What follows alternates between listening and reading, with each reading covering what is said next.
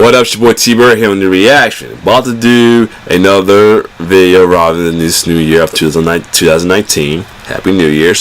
So you're seeing what is anticipated in this year. So now let's see what could possibly be not good of this year coming. So I just got finished doing top 10 upcoming video games that might suck. So this is top 10 upcoming superhero movies that might suck. So some are questionable about the superhero movie, whether it's Marvel or DC, that could possibly suck. So without further ado, let's see out. And here I say Shazam. We'll see. Not every comic book inspired movie can be super. Welcome to Watch Mojo, and today we'll be counting down our picks for the top 10 upcoming superhero movies that might suck. Before we begin, we publish new content every day, so be sure to subscribe to our channel and ring the bell to get notified about our latest videos. For this list, we'll be looking at forthcoming comic book films that have given us cause to fear for the worst, be it because of the studio's track record, a troubled development or production, or simply because they don't seem very good on paper. Same thing with the video games issue. They had the same thing about their companies, studios, or anything issues. This is the reason why some of them are up for chance all the video games gonna suck. These are the superhero movies that have us worried. Number 10, Shazam. Shazam. Wow. Are you for real? Okay! Shazam? We have to hand it to Warner Bros. They're nothing if not tenacious. Despite repeatedly failing to find their footing with the DC Cinematic Universe, they refuse to give up. Of all their efforts, though, Shazam definitely feels the oddest. Pushing back hard against the grim and gritty tone set by Zack Snyder, Shazam has an overtly kid-friendly vibe to match that candy-colored superhero outfit. That's crazy, right? What are your superpowers? Superpowers, dude? I don't even know how to pee in this thing. The teaser trailer looks promising, with a zany tone reminiscent of live-action kids movies of the 80s and 90s. That's the only thing I might think is so good. That being said, some worry that the basic premise will wear thin over a feature-length running time. Oh, hey, what's up? I'm a superhero. Number 9. That's why I feel like I'm glad they said number 10, because I feel like it's still gonna do good. Because it's what DC needed though. There's some little humor in their superhero movies though. So that's why I feel like it's not gonna do bad. Spawn. Oh yeah, because Jamie Foxx. We hope this pans out, but given the quality of the original Spawn movie, we have our doubts. Academy Award winner Jamie Foxx has been cast as the lead in this long-gestating film. Add Jeremy Renner as Twitch Williams, and you've got one seriously promising cast. So, why the concern? Well, it's being made on a small budget. But that's no big deal, right? The first Deadpool movie was made on a small budget too. Yeah, maybe by superhero standards. I know, right? Deadpool had a modest budget of $58 million. Spawn is reportedly working with just $10 million.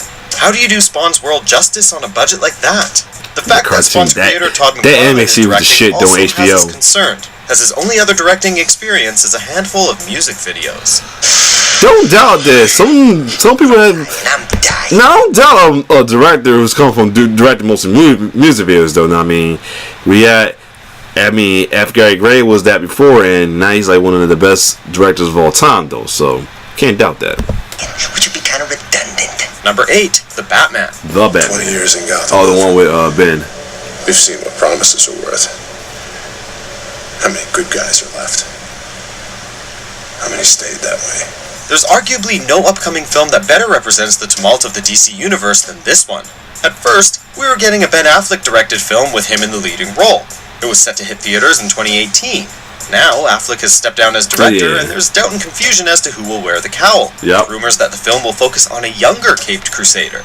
Director Matt Reeves seemingly took the script back to page 1 and is now promising a side of Batman from the comics that we've rarely seen on film. The world's greatest detective.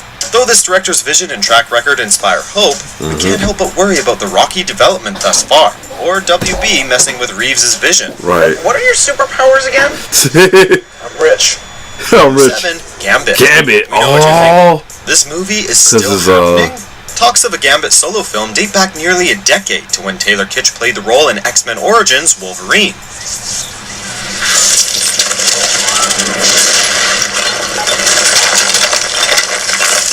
Unfortunately for fans of this card-tossing mutant, the development process has gone just about as badly as possible. Channing Tatum has been on board for years, but the studio has been through numerous directors, including Rupert Wyatt, Doug Liman, and Gore Verbinski, all of whom left over creative issues. The film has been reworked so much, we have no idea what to expect, but according to producer and writer Simon Kinberg, I hope it does not do bad, because I'm looking forward to that one. Yikes. 2 years I rode in that hell and I never... Damn. Number 6, The The Flash. Flash? It's really Oh. cool. You guys seem ready to do battle and stuff, but full transparency, I've never done battle. I've just pushed some people and run away. Star Ezra Miller remains confident about this film, but fans, not so much.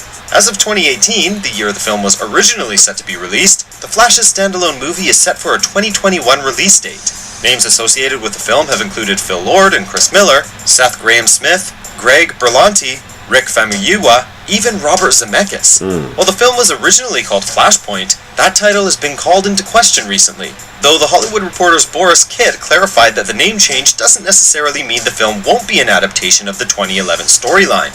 With John Francis Daly and Jonathan Goldstein set to direct, The Flash may finally be on track, but we're worried about how many hands have already been involved in shaping the film. Damn. Number 5, Hellboy. Oh, yeah. If there is ever an end in this forever war, it will be because of you and your strong right hand. To be quite frank, this is a reboot that we weren't ready for.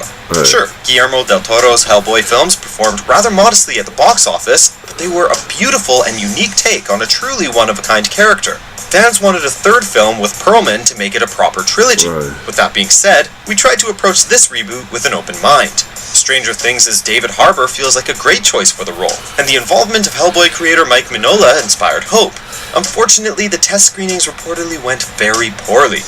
And while Harbour looks great in costume, the poster's tagline of Legendary AF has us worried about the overall tone. Number 4, Birds of Prey, and the fantabulous emancipation of one Harley Quinn. Ooh. The hell's wrong with you people? We're bad guys. It's what we do. DC films supposedly in development come and go with the seasons, but this Harley Quinn spin-off seems to have stuck. The ever-excellent Margot Robbie returns as Harley Quinn. We're hoping that she'll really shine with some better material to work with. The addition of Mary this Elizabeth don't go Winstead bad. as Huntress certainly inspires confidence, Shit. as does Rosie Perez as Renee Montoya. Honestly, we'd like nothing more than to see this female-led film succeed, especially if it introduces Batgirl. But we're worried about how it's been fast-tracked. Also, indie filmmakers like Kathy Yan, with only one great feature film under their belt, have failed with big-budget superhero blockbusters See? before. Glad Here's to hoping see she it. can avoid Josh Trank's mistakes. Ooh. Say that again?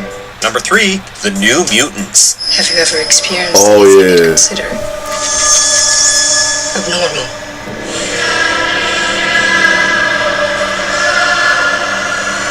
Yes. Credit where credit is due, greenlighting this unique film shows that 20th Century Fox is willing to take risks with their Marvel properties, deviating from the conventional superhero action-adventure film to experiment with different genres. A Marvel mutant horror film sounds really interesting on paper. The casting of young talents like Anya Taylor-Joy, Game of Thrones' Maisie Williams, and Charlie Heaton from Stranger Things made us confident that Fox believed in the project. Then, the first trailer dropped, and things went sideways. The film's release was delayed over a year, and major reshoots were ordered. We can appreciate that they wanted to up the scares, but this sort of delay does not inspire confidence. You've been through a lot. Get some rest.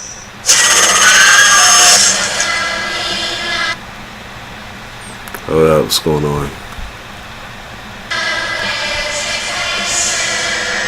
Number 2, Suicide Squad 2. Oh, Some kind shit. of Suicide Squad. The news that the Guardians Sorry of the about Galaxy that. director James Gunn has been tapped by Warner Bros. To write and possibly direct the sequel to Suicide Squad was welcomed by many. His dark style of humor makes him a great fit, but we've also seen Marvel directors jump ship before to disappointing results. Ooh. Whereas Joss Whedon took over a mostly complete Justice League, Gunn will hopefully be able to put his own stamp on Suicide Squad 2, but does Warner Bros. Have the right producers on board to ensure that they get Gunn's best work? Number 1, Dark Phoenix. Wow. You come here looking for answers. You came here looking for permission.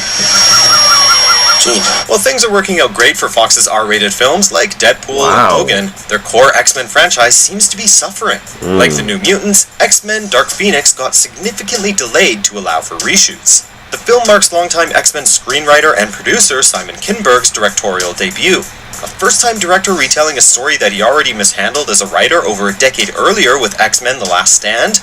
That does not inspire confidence. The first trailer for the film felt far too reminiscent of the aforementioned movie, while the returning cast from X-Men Apocalypse reminds us of the last film's shortcomings. This Phoenix risks being dead on arrival. I've seen evil. And I'm looking at it now. Do you agree with our picks? Check out these other great clips from Watch Mode. Hey, a lot of them is like, I can see why they're thinking it though. Other ones like, yeah, it might not do good.